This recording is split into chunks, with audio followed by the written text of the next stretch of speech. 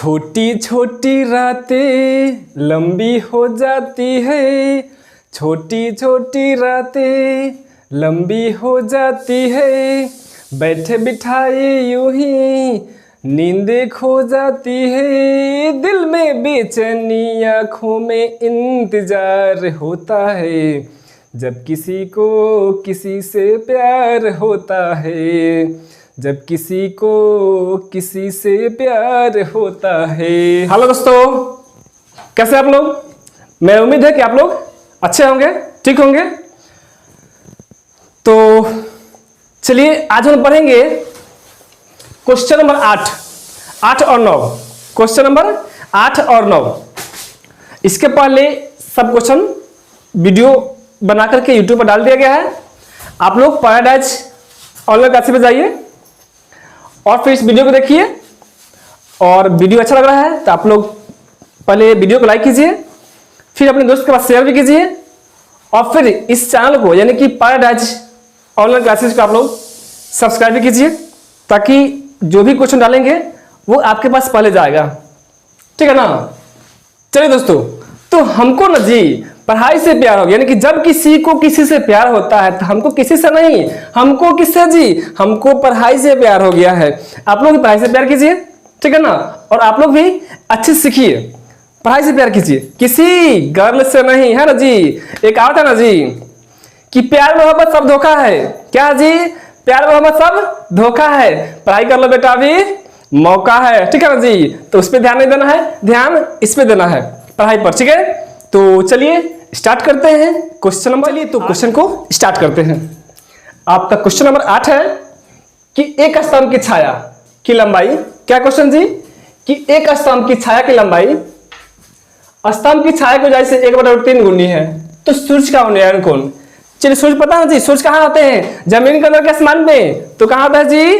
तो आसमान में, ठीक है ना जी। चलिए इसको हल करते हैं, एकदम आपको समझ में आएगा। वीडियो को स्किप मत कीजिएगा, आपको पूरा वादा है मेरा कि आपको पूरा फुल वीडियो समझ में आएगा, बट आपको स्किप करके नहीं देखना है। इस वीडियो को कंटिन्यू देखिए, आपको 100% है कि समझ में आएगा, ठीक है ना। चलिए तो इसको अब हल करते हैं।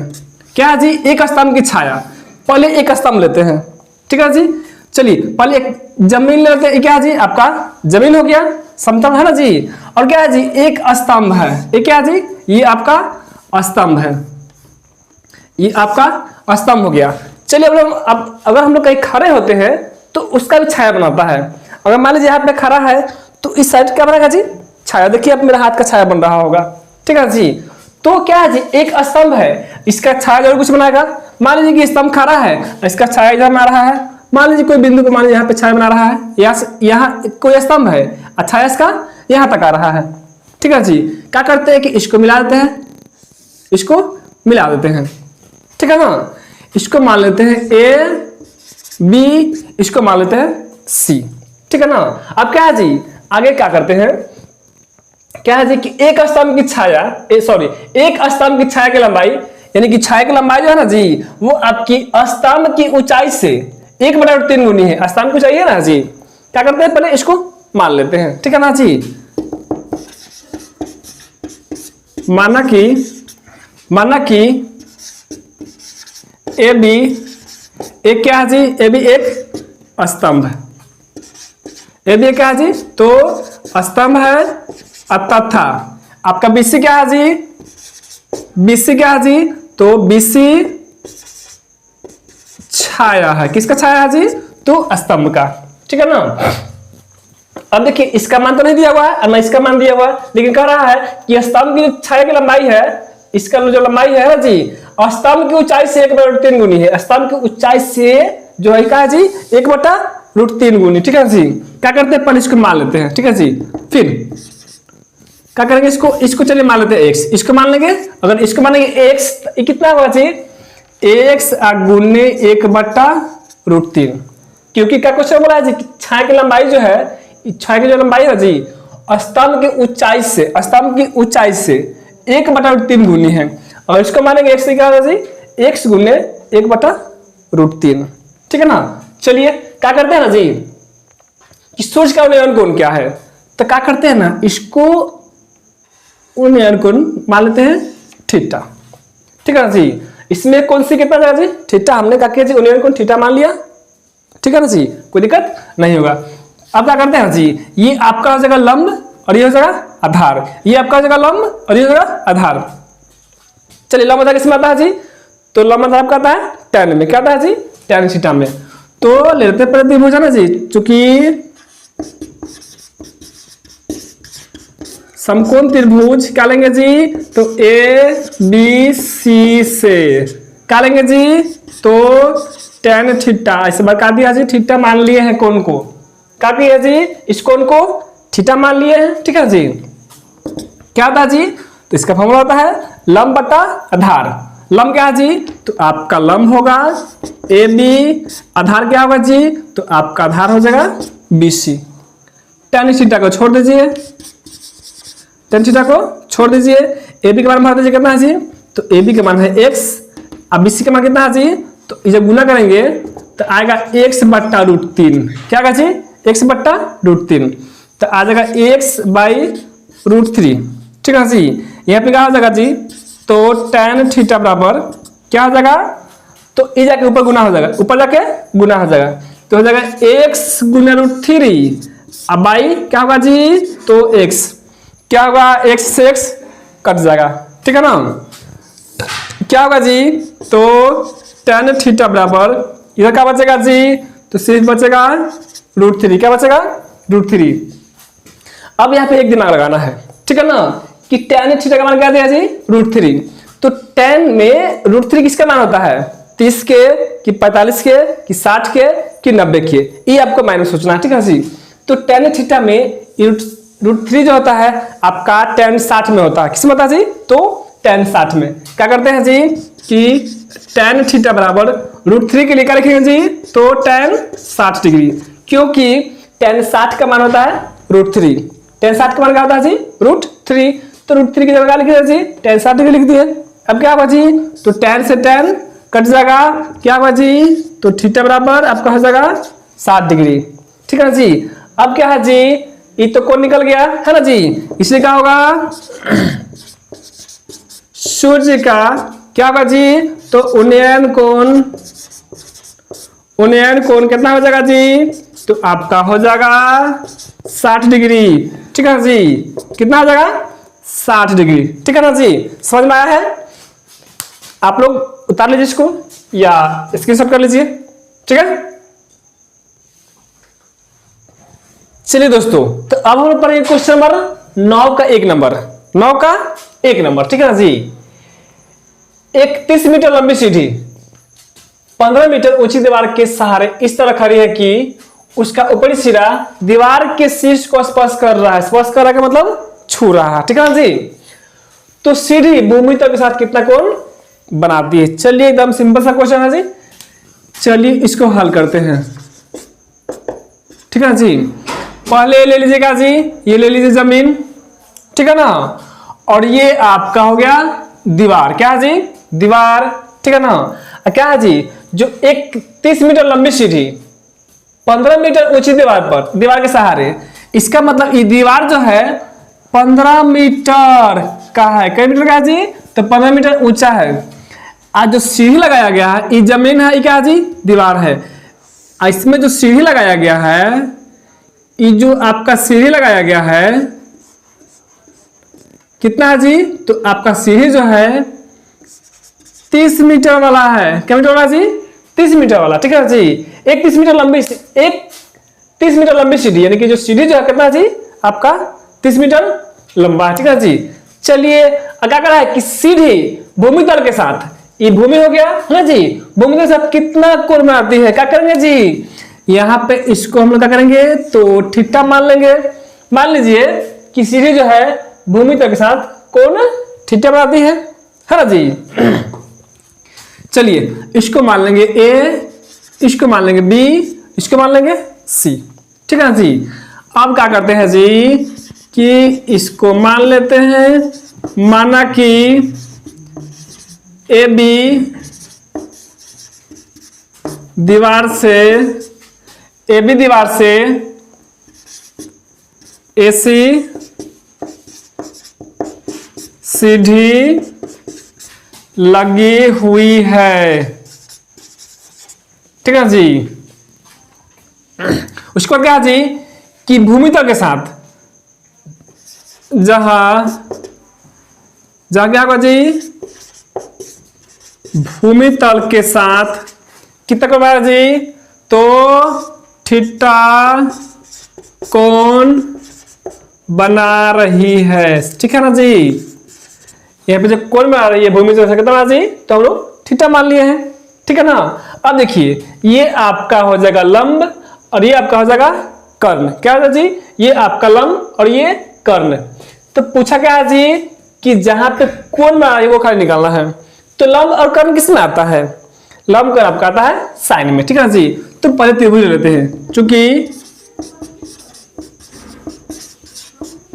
समकोण त्रिभुज क्या लेंगे जी, तो ए बी सी से समकोण त्रिभुज ए बी सी से क्या लेंगे जी, तो ये आपका है लंब और ये है कर्ण, किस में आता है जी, तो साइन में आता है, किस में आता है, साइन में। क्या लेंगे यहाँ पे, तो साइन, कोण कितना दिया जी, तो आपका कोण दिया है थीटा, ठीक है ना, ले लीजिए थीटा।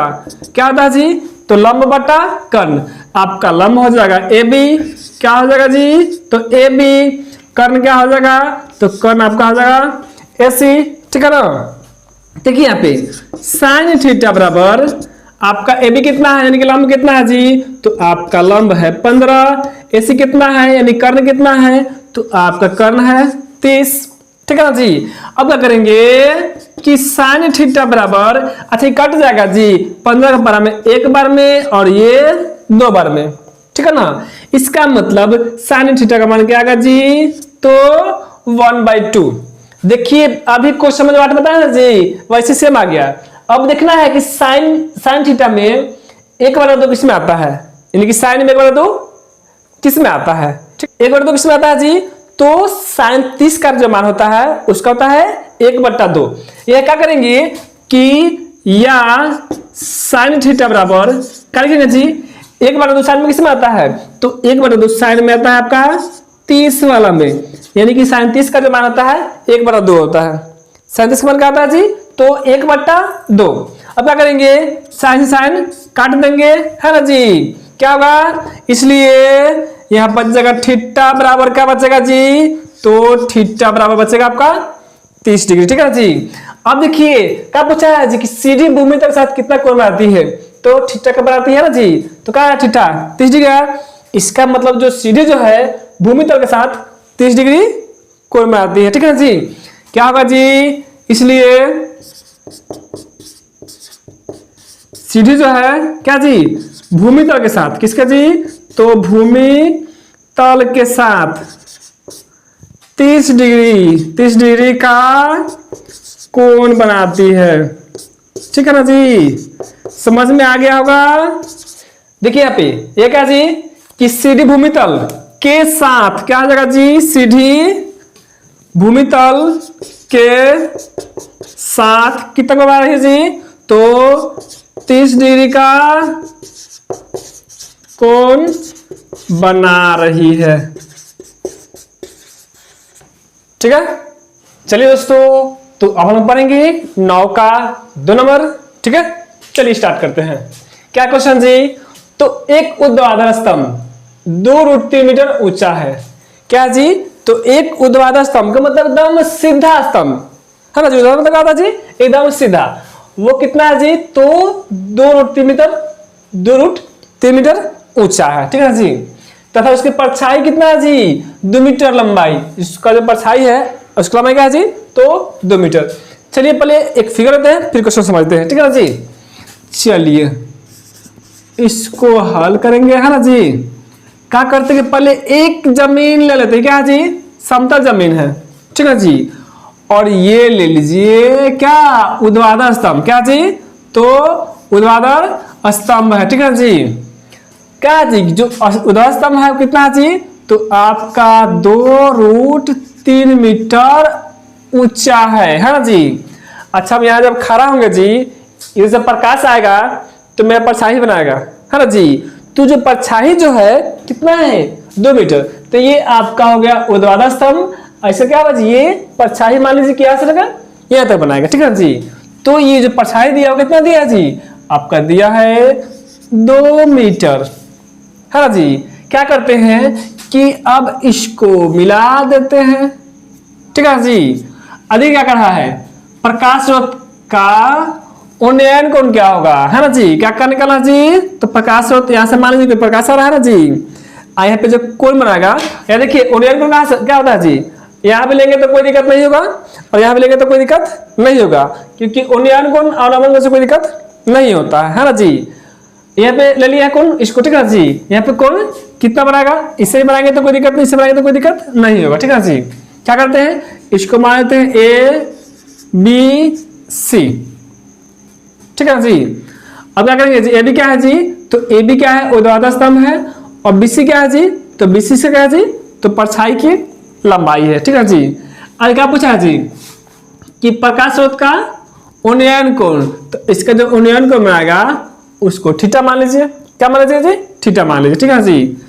चलिए दोस्तों, तो इसको मान लेते हैं, क्या करेंगे, इसको मान लेंगे, ठीक है जी। चूंकि माना कि क्या करेंगे जी, मान लेंगे AB क्या है जी, तो AB एक ऊर्ध्वाधर स्तंभ है ना जी। माना कि AB एक क्या है जी, तो ऊर्ध्वाधर स्तंभ है, क्या जी, तो ऊर्ध्वाधर स्तंभ है, जिसकी छाया क्या है जी, जिसकी छाया क्या है, तो छाया आपका BC है, जिसकी छाया लिखिए या परछाई लिखिए, जिसकी छाया क्या है जी, जिसकी छाया BC है, छाया क्या बोले जी, BC, ठीक है जी। अब देखिए, अब ये क्या दिया जी, इसमें कोण कितना है जी, हमने जो कोण माना है उसको थीटा मान लिया है ना जी। इसमें लिखिए, कोई दिक्कत नहीं है, ठीक है जी। हम क्या किए हैं कि इसमें कोण C को थीटा, यानी कि क्या पूछा है जी कि प्रकाश स्रोत का उन्नयन कोण क्या होगा, तो उन्नयन कोण का हमने थीटा मान लिया है, उन्नयन कोण का हमने थीटा मान लिया, ठीक है जी। इसलिए क्या चलेंगे जी, तो समकोण त्रिभुज क्या लेंगे जी, तो ABC से, हाँ जी, समकोण त्रिभुज ABC से काटेंगे। देखिए पे दिया है लंब और दिया है आधार, तो लंब आधार किसमें आता है जी, तो लंब आधार आपका आता है tan में, इसलिए क्या लेंगे जी, तो tan कौन क्या माना है, तो थीटा क्या माना है जी, थीटा क्या आता है, तो लंब क्या होगा जी, तो लंब आपका हो जाएगा AB, लंब बटा आधार क्या होगा जी, तो आपका आधार हो जाएगा BC, है जी। आप क्या करिए कि tan थीटा को छोड़ दीजिए, tan थीटा को छोड़ दीजिए, AB का मान दिया है जी, तो AB का मान दिया है आपका 2√3 मीटर, है ना जी। और आपका BC दे दिया हुआ है कितना जी, तो BC आपका है 2 मीटर, है ना जी। अब क्या होगा कि 2 से 2 कट जाएगा, है ना, क्या बचेगा यहाँ पे, तो tan थीटा बराबर बच जाएगा आपका √3, क्या बचेगा जी, tan थीटा बराबर √3 मीटर, ठीक है जी। अब देखना है कि tan में √3 का मान, है ना जी, किसमें आता है, तो tan में √3 का मान आपका आता है 60 में, कितना आता है जी, 60 में। यह क्या करेंगे कि tan थीटा बराबर क्या करेंगे जी, तो tan थीटा बराबर √3 के लिए किसके लिए जी, √3 के लिए क्या लिखेंगे जी, तो tan 60 डिग्री, क्यों लिखेंगे जी, क्योंकि tan 60 का मान होता है √3, तो √3 लिखिए या tan 60 लिखिए, कोई दिक्कत नहीं होगा, फिर दोनों आपस में क्या जी, बराबर, है ना जी। क्या करेंगे अब, tan से tan काट देंगे, है ना जी, क्या बचेगा आपका, तो बचेगा आपका थीटा बराबर कितना होगा जी, तो 60 डिग्री। इसका मतलब प्रकाश स्रोत का उन्नयन कोण क्या होगा जी, तो आपका होगा 60 डिग्री, है ना जी। इसलिए क्या होगा जी, तो प्रकाश, है ना जी, प्रकाश स्रोत का उन्नयन कोण कितना हो जाएगा जी, तो आपका हो जाएगा 60 डिग्री, कितना होगा जी, तो प्रकाश स्रोत का उन्नयन कोण कितना होगा, 60 डिग्री।